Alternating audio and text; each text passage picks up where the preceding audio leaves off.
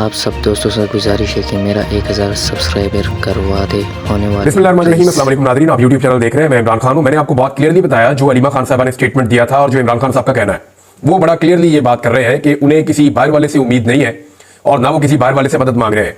हाँ, ये जरूर है कि पूरी पाकिस्तान तहरीक इंसाफ या ओवरसीज पाकिस्तानी ये चाहते हैं कि अमेरिका, बरतानिया, मगरबी ममालिक, मशरकी ममालिक, जहां जहां पे भी उनकी आवाज जा सकती है, वो पाकिस्तान में होने वाली इंसानी हकूक की खिलाफ वर्जियों को उजागर करें, पाकिस्तान की हुकूमत के ऊपर दबाव डालें कि वो इंसानी हकूक की खिलाफ वर्जियां बंद करे, आजादी इज़हार राय दे, लोगों को उनका जमहूरी हक दे और मैंडेट का एहतराम किया जाए। जिन लोगों के साथ नाइंसाफी और जुल्म हो रहा है वो जुल्म रोका जाए और उनको इंसाफ फराहम किया जाए। लेकिन इमरान खान साहब का इन्हिसार अपने लोगों पर है, उनका इन्हिसार पाकिस्तानियों के ऊपर है। देखिए, वोट तो पाकिस्तानियों ने डालना है, पाकिस्तान में इन्वेस्टमेंट भी पाकिस्तानियों ने करनी है और पाकिस्तान को दोबारा से उठाना भी पाकिस्तानियों ने। तो बाहर वालों ने तो सिर्फ अपना मफाद देखना है। अमेरिका ने पूरी कोशिश करके देख ली इमरान खान साहब को दबाने की। हम सब जानते हैं, ये कोई छुपी हुई बात नहीं है कि किस तरीके से एक साइफर आया और उसके अंदर हकायक मौजूद थे कि इमरान खान साहब की हुकूमत गिराने का बंदोबस्त किया गया था कि अगर इमरान खान की हुकूमत गिरा दी तो ठीक है, फिर आपको माफ कर देंगे। अगर इमरान खान की हुकूमत ना गिरी इस अदम एतमाद के नतीजे में, तो फिर आपको इसका खुमियाजा भुगतना पड़ेगा।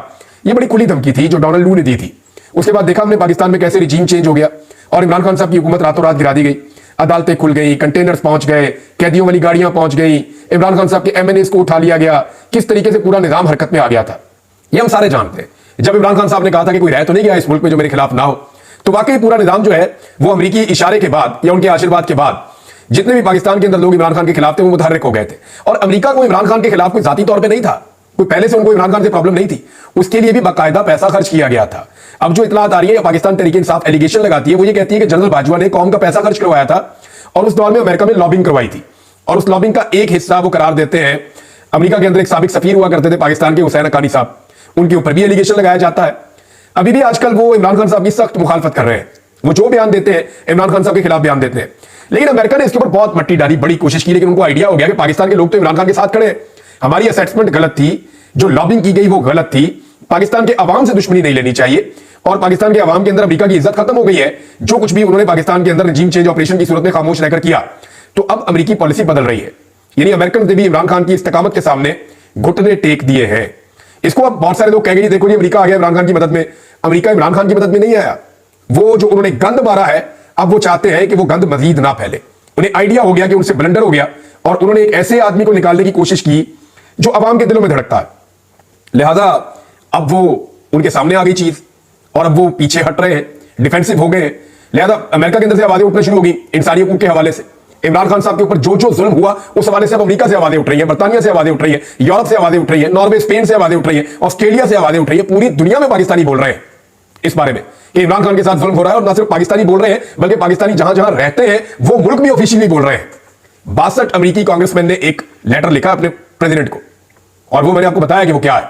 पाकिस्तान के ऊपर उसका बड़ा गहरा इंपैक्ट आया, बड़ा खौफनाक इंपैक्ट आया। अब बर्तानिया में भी ऐसी कार्रवाई हो रही है। मजीद अमेरिकी सेनेटर्स लिख रहे हैं अपने प्रेसिडेंट को कि इमरान खान साहब के मामले में गलत हो गया है, इसको दुरुस्त किया जाए। हमारा जुल्मे खलीलदाद इस खित्ते के हवाले से बड़ी अहम शख्सियत है और अमेरिका के लिए इनकी बड़ी खिदमत है।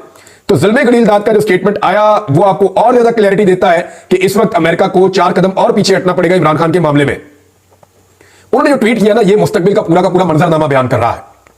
जुल्मे खलीलदाद को वो बात समझ आ रही है जो पाकिस्तानियों को समझ नहीं आ रही, पाकिस्तानियों को भी समझ आ रही है। देखिए, पाकिस्तान का हर आदमी समझता है कि इमरान खान के साथ इस वक्त पाकिस्तान का मुस्तकबिल वाबस्ता है। पाकिस्तान के सियासतदान समझते हैं कि जब तक इमरान खान का मैंडेट उसको वापस नहीं करेंगे पाकिस्तान में सियासी तौर पर इस्तेहकाम नहीं आएगा। प्रॉब्लम पाकिस्तान की एस्टेब्लिशमेंट का है और एस्टेब्लिशमेंट में बैठे हुए बड़े लोगों का है। उनका प्रॉब्लम यह है कि उन्हें लगता है कि इमरान खान के साथ हमने इतनी बड़ी बड़ी ज्यादतियां कर दी हैं कि अगर इस आदमी को मौका मिलेगा तो ये हमें पीस कर रख देगा। उन्हें यह लगता है कि इमरान खान साहब जो है वो उनकी तरह का आदमी है और वो पाकिस्तान को नहीं देखेगा बल्कि वो अपना बदला ले लेगा उनसे। अब वो इमरान खान से डरे हुए हैं, इमरान खान से खौफजदा है। आपने देखा कि मैंने 2-4 दफा ऐसे मूवीज में देखा कि अगर कोई शेर को पकड़ ले और जकड़ ले ऊपर से 2-4 लोग मिलकर तो वो डर के मारे छोड़ भी नहीं हो। उन्हें लगता है कि टाइगर को हमने छोड़ा तो ये हमें खा जाएगा, ये छोड़ भी नहीं सकते और चीखे भी मार रहे हैं। तो इमरान खान को पकड़ने वाले पकड़ के तो खड़े हैं और पकड़ के थक गए, लेकिन उन्हें यह आइडिया कि जिस वक्त हम ये छोड़ेंगे तो ये बजाय भागने के ये वापस मुड़ के हमला करेगा। ये खौफ है और कोई बात नहीं है। ये खौफ उन्हें जीने नहीं देता क्योंकि उनके स्टेक्स इतने बड़े हैं पाकिस्तान के अंदर कि उन ताकतवर लोगों को यह लगता है कि अगर इमरान खान वापस आएगा तो हमारी ताकत ना सिर्फ कम हो जाएगी बल्कि चैलेंज हो जाएगी, अवाम की ताकत इमरान खान के साथ शामिल हो जाएगी और इमरान खान हमेशा के लिए एस्टेब्लिशमेंट को दबा लेगा। और फिर एस्टेब्लिशमेंट ने जो पाकिस्तान के ऊपर लंबे अरसे तक रूल किया है, ताकत के बलबूते पे हुक्मरानी की है, वो हुक्मरानी वैसे नहीं रहेगी। अब इसमें जो है वो जुल्मे खलीलदाद का स्टेटमेंट है, वो मैं आपको बता देता हूं। उन्होंने जो ट्विटर के ऊपर ट्वीट किया उन्होंने कहा कि पाकिस्तानी हुकाम को वाकई में इमरान खान को फौरी तौर पर रिहा करने की जरूरत है और उसकी उन्होंने 3 वजूहात लिखी है। नंबर 1 वजह जुल्म खलीलजाद लिखते हैं कि यह मफामत के लिए बहुत जरूरी कदम है जो कि पाकिस्तान के इस्तेहकाम के लिए नहायत जरूरी है। लाखों पाकिस्तानी ये मानते हैं कि इमरान खान गलत इल्जामात के ऊपर जेल में बैठा है, यानी झूठे इल्जामात पे उसको जेल में डाला गया है।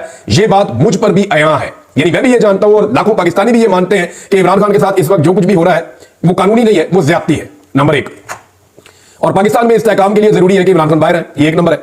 नंबर 2 वो ये कह रहे हैं कि जब इस्तेहकाम आएगा पाकिस्तान में तो फिर उसके बाद पाकिस्तान की मईशत को तकवीयत मिलेगी। और इस वक्त पाकिस्तानी भी और गैर मुल्की भी दोनों पाकिस्तान में सरमायाकारी करने से गुरेज कर रहे हैं क्योंकि पाकिस्तान में इस्तेहकाम नहीं है। यह दूसरा नुकता है कि इमरान खान को छोड़ोगे तो इस्तेहकाम आएगा तो सरमायाकारी आएगी, पैसा पाकिस्तान में आएगा। नंबर 3 नुकता उन्होंने उठाया कि इससे पाकिस्तान के अमेरिका के साथ ताल्लुकात भी बेहतर हो सकते हैं। अच्छा, उसकी वजह वो ये बता रहा है कि अभी तो बेहतर नहीं हो सकते, जो बाइडन इमरान खान से उतने खुश नहीं है। हालांकि उन्हें यह आइडिया हो गया है कि इमरान खान के साथ बदतरीन ज्यादती के बावजूद इमरान खान को तोड़ा नहीं जा सका। वो आज भी अपने पूरे कद के साथ खड़ा है और आज इवन जो बाइडन के अपनी पार्टी के लोग जो बाइडन को लिखकर कह रहे हैं कि नहीं, इमरान खान के साथ ज्यादती हो रही है, इसको रोका जाए। बहरहाल ये जो तीसरा नुकता उन्होंने जो ताल्लुकात के हवाले से बात की वो ये बात है कि खास तौर पर अगर डोनाल्ड ट्रंप जो इमरान खान का दोस्त है अगले हफ्ते होने वाले इंतखाबात में जीत जाता है तो ये पाकिस्तान के लिए अमेरिका के साथ ताल्लुकात में एक बड़ा अहम पॉइंट होगा। बहरहाल ये अमेरिकी पॉइंट ऑफ व्यू है और उनके नुक्ता नजर से है। पाकिस्तानियों ने अपने नुक्ता नजर से देखना है कि वो क्या सोच रहे हैं इसके बारे में। बहरहाल एक और खबर है जी, पाकिस्तान के अंदर पीआईए की निजकारी, बड़े बड़े दावे किए गए। निजकारी का वजीर जो है उसने बड़े दावे किए, हुकूमत ने बड़े दावे किए, अरबों रुपए आ जाएगा, बड़ी बड़ी इन्वेस्टमेंट्स आ रही हैं, हमें बहुत बड़े बड़े बिडर्स मिल गए हैं, हमें बड़े बड़े पार्टनर्स मिल गए, हुकूमत को जमीन आसमान के कलाबे में ला दिए। फिर कभी कहा जी 20 अरब डॉलर की सरमायाकारी सऊदी अरब ला रहा है, 25 अरब डॉलर की सरमायाकारी फ्रांस से आ रही है, यूएई और कतर बहुत बड़ी सरमायाकारी लेकर आ रहे हैं, चीन जो है पता नहीं अपना मंसूबा बढ़ा के कितने अरब डॉलर और लेकर आ रहा है। ये सारी कहानियां सुना के निकला क्या? छानबुरा।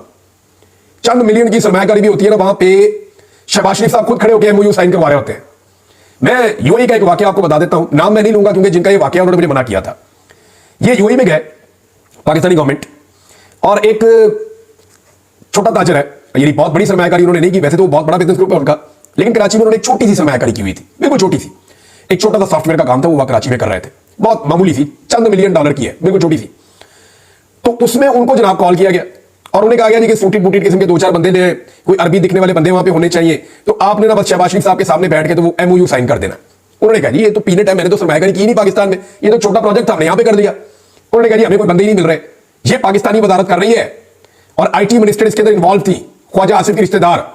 तो उन्होंने वहां पे रिक्वेस्ट की उन बिजनेसमैन से कि अल्लाह का आपको वास्ता है कि शहबाज शरीफ के सामने कोई तनकीद ना कीजिएगा, कोई ऐसी बात ना कीजिएगा, हमारी इज्जत आप रख ले, सिर्फ आप बैठे तकरीब में साइन करें, पीटीवी आपकी वीडियो बना देगा, हमने वहां पे चलानी है। मैं आपको रियल वाकया बता रहा हूं, ये इस हुकूमत की सूरत हाल है।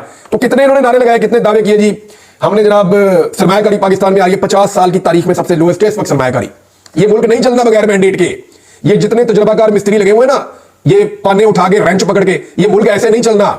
ताकत के बलबूते पे आप लोगों को चुप करवा सकते हैं, उनकी जुबानें बंद कर सकते हैं, उनकी जुबानें काट सकते हैं, उन्हें जेलों में बंद कर सकते हैं, उन्हें कैद खानों में, हुकूमत खानों में डाल सकते हैं, काल कोठरियों के अंदर रख सकते हैं, लेकिन आप पाकिस्तान की मईशत नहीं चला सकते। अगर पाकिस्तान सारे का सारा आपने चलाना है तो 25 करोड़ आदमियों को फिर आपको यरगवाल बनाना पड़ेगा।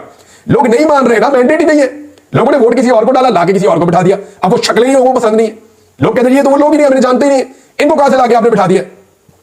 बहरहाल पीआईए की निजकारी की जनाब बड़ी कोशिश की गई, उसके अंदर 6 बिडर्स को फाइनल किया गया कि 6 कंपनियां जी ये पीआईए को खरीदेंगी, 1-2 कंपनियां अपनी भी वाकफ बीच में डाल दी। वो पता लगा जी कि कल शाम को मीटिंग थी 5 बजे, पाकिस्तान टेलीविजन लाइव दिखा रहा है, निजी टीवी चैनल्स को रोक दिया गया, तो सिर्फ 1 कंपनी आई, और वो भी कंपनी ऐसी जिसको हुकूमत ने फेस सेविंग के लिए रखा हुआ था कि यार 2-4 कंपनियां अच्छा नहीं लगता, 2 कंपनियां अपनी डाल देते हैं। तो उनमें 1 कंपनी जो है वो 1 कंपनी आई, वो पाकिस्तानी है, मैं उन्हें जानता हूं अच्छी तरह। तो उनको मजबूर किया गया, वो पहुंच गए।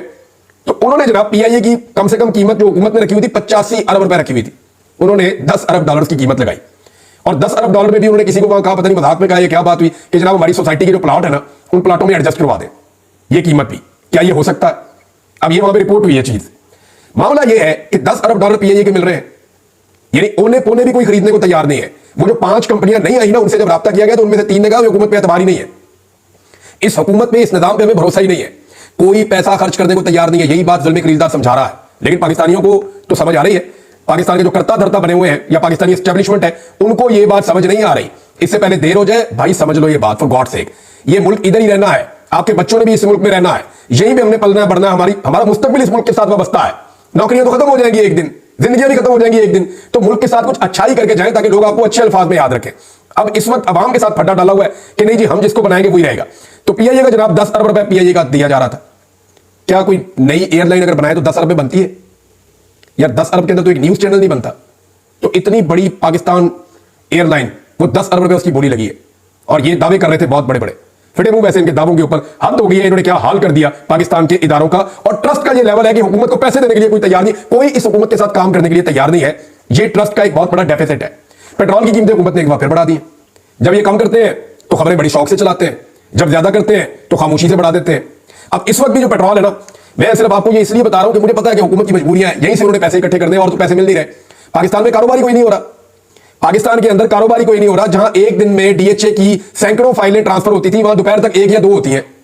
ये सिर्फ डीएचए नहीं है, बाकी सोसाइटियों का भी यही हाल है। काम ही नहीं हो रहा। हमारे एक दोस्त है कर्नल साहब, उन्होंने बताया जी हम हाथ पे हाथ रख के बैठे हुए, अब काम ही बंद हो गया, लोग काम कर ही नहीं रहे। लोगों ने जिद पकड़ लिया कि जनाब हमने पैसा निकालना ही नहीं है। जब पैसा निकलेगा, सर्कुलेट होगा, तो उसी में टैक्स जनरेट होगा ना, उसी के अंदर से आपको टैक्सेस मिलेंगे और चीजें मिलेंगी, पैसा मिलेगा। लोग खरीदो फरोख्त कर नहीं रहे, हालात यहां पे पहुंच गए हैं।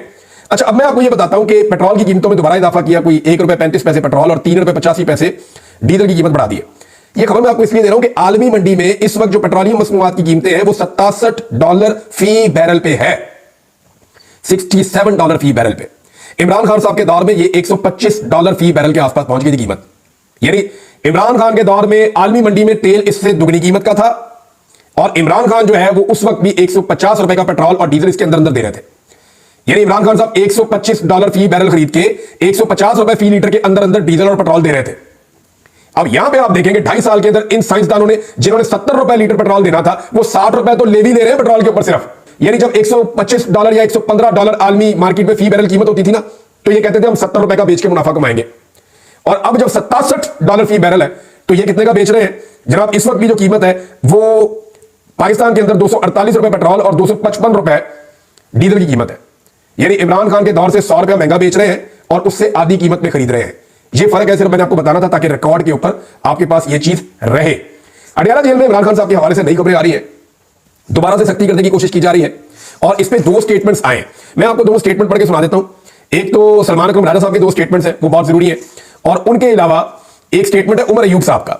उमर अयूब साहब ने जो स्टेटमेंट दिया, उन्होंने कहा कि अडयाला जेल में इमरान खान से मुलाकात की इजाजत नहीं दी गई। कहा गया कि हमें एक अंडरटेकिंग देना होगा, बयान लिख कर दे कि सियासी गुफ्तगू नहीं करेंगे। और इमरान खान के साथ कौन सी गुफ्तगू करनी है भाई? सियासतदान है, सियासी गुफ्तगू ही करेगा ना भाई। नवाज शरीफ साहब तो बैठ के पूरी पॉलिटिकल मीटिंग्स करते थे जेल के अंदर, 15-15 सहाफियों को दोनों तरफ बैठा के, साथ इधर सामने मियां साहब के साथ मियां साहब के अपने बंदे भी, इरफान सिद्दीकी वगैरह, परवेज रशीद वगैरह, टका के वहां मुलाकातें करते थे। सियासतदानों की बकायदा महफिल होती थी वहां पे, पूरी कैबिनेट बैठती थी, बैठ के बातें करते थे। तो इमरान खान साहब ने नॉन पॉलिटिकल बात तो करनी नहीं, पॉलिटिशियन पॉलिटिकल बात करेंगे वो। तो उन्होंने कहा कि सियासी गुफ्तगू नहीं करेंगे। जब मैं जिम्मेदारान का नाम लेता हूं तो मीडिया मालकान की टांगे कांपती हैं, टांगों में सांस डाले और मुल्क के लिए खड़े हो जाए। ये जनाब उमर अयूब साहब ने क्लियरली बात की है। अब सलमान अकरम राजा साहब ने कहा कि अब ये 27वीं तरमीम के जरिए फौजी अदालतों का क्याम चाहते हैं ताकि बंद कमरों में आपको और मुझे सजाएं दी जा सके। हम इसके खिलाफ आवाम में जा रहे हैं, ये हमारी शराफत का मामला है। हम बारहा एस्टेब्लिशमेंट को कह चुके हैं और आज भी कहते हैं कि पाकिस्तान की बड़ी सियासी हकीकत को मसलने की कोशिश ना करें, आप नाकाम होंगे। इस इलेक्शन के नताइज को अदालतों से ठीक होने दें। ये जनाब सलमान अकरम राजा साहब का स्टेटमेंट है। एक चीज आपको बता दो, हमारे एक साफी है सीनियर नादर बलोच साहब, वो जाकर मिले हैं मुस्तफीन साहब को, वो वकील जिन्होंने कादी फायद ईसा साहब पे थोड़ी सी तनकीद कर दी थी। आपको पता उन्होंने क्या बताया? जो उन्होंने बताया ना, अगर आप वो पढ़े तो आप लड़स जाएंगे। वो बता रहे वो पहचान नहीं पा रहे सही तरह, इतना उन पर टॉर्चर हुआ है, वो बात नहीं सही तरह कर पा रहे। उन्हें एक जुमला बोलने में बहुत बार रुक रुक के वो बोलते हैं। 4 दिन के अंदर उन पर इतना टॉर्चर करके इतना बदतरीन हालत उनकी कर दी गई है। ये कादी फायद ईसा है जिनके लिए आज सारे लोग चिल्ला रहे हैं। मुझे हैरत होती है जो साहबी शहीद अरशद शरीफ के लिए नहीं बोले, वो कादी फायद ईसा के लिए बोल रहे हैं। और कादी फायद ईसा के साथ हुआ क्या? किसी ने उसकी गाड़ी को हाथ लगा दिया। अव्वल तो सवाल यह होना चाहिए कि एक रिटायर्ड जज सफारत खाने की गाड़ी में क्या कर रहा था? भाई जिन्होंने बुलाया गया तो वो गाड़ी दे दे या वहां पे टैक्सी लेकर चले जाए। सफारत खाने की गाड़ी में एक रिटायर्ड जज जा रहा है, इस पे कोई सवाल नहीं उठा रहा, इस पे कोई बात नहीं कर रहा कि उसकी गाड़ी को सिर्फ हाथ लगाया। यास्मीन राशिद की गाड़ी को मार मार के तोड़ दिया था, टीन डब्बा बना दिया था, उसके ऊपर ये कभी नहीं बोले थे। तो कादी फायद ईसा में ऐसा क्या है? एक्चुअली ये कादी फायद ईसा को नहीं, निजाम को गालियां पड़ रही हैं। तो निजाम जो है वो इनका लाडला है और इन्हें लगता है कि निजाम को कोई उंगली भी लगाएगा ना तो ये चीखे मारते हैं। इनकी गैरत कभी नहीं जागेगी आम आदमी के साथ जितना मर्जी जुल्म और ज्यादती हो जाए। इनकी गैरत फौरन जाग जाती है जैसे इनके अपने किसी बंदे को छेड़ दिया जाए। सर्विंग जज के ऊपर गंदी गालियां सुप्रीम कोर्ट ऑफ पाकिस्तान के बाहर खड़े होकर दी थी इन्होंने 2023 में। सर्विंग जज के ऊपर गंदी गालियां दी थी, तब तो कोई नहीं बोला। अब धड़ाधड़ बोल रहे हैं कि कादी फायद ईसा की गाड़ी को रोकने की जिसारत कैसे की गई। अभी तो कादी फायद ईसा साहब ने म्यूजिक एंजॉय करना शुरू किया है। ये बहुत सारे और लोग म्यूजिक एंजॉय करेंगे। देखा बांग्लादेशियों ने क्या किया था? मैं को डरा नहीं रहा, आपको धमकी नहीं लगा रहा, मैं आपको ये समझा रहा हूं कि जब भी कोई जुल्म करता है या जालिम होता है तो अल्लाह की रस्सी जो है वो दराज तो होती है, लेकिन जब वो रस्सी खींचता है तो बड़ा बुरा फंदा पड़ता है। ये सबको सामना करना पड़ेगा। जो जो जालिम है उसको जवाब देना पड़ेगा, आज नहीं तो कल देना पड़ेगा। इमरान खान साहब के लिए जनाब एक बड़ा एहतजाज अनाउंस किया गया है 10 डाउनिंग स्ट्रीट में, और उसके लिए बाकायदा पोस्टर्स जारी कर दिए गए हैं। संडे को यह एहतजाज होगा 3 तारीख को नवंबर की, और इस एहतजाज के अंदर जुल्फी बुखारी, अदर मशवानी, शहजाद अकबर तीनों ये वहां से शामिल होंगे और बड़ी तादाद में कारकुनों को बुलाया गया है। इमरान खान के हक में एहतजाज किया जाएगा। कासिम सूरी, शहबाज गिल जो है वो अमेरिका से स्पेशली इसके लिए आ गए हैं, और आलिया हमजा साहिबा जिनका एक बहुत बड़ा नाम है पाकिस्तान तहरीक इंसाफ में, बड़ी इन्होंने कुर्बानी दी है, ये भी स्पेशली इस एहतजाज के अंदर शिरकत करेंगी क्योंकि पोस्टर में इनका चेहरा मौजूद है। तो देखते हैं कि बर्तानिया में होने वाला यह एहतजाज कितना इंपैक्टफुल होता है। अब तक के लिए इतना ही, अपना ख्याल रखिएगा, अपने चैनल का भी। अल्लाह हाफिज।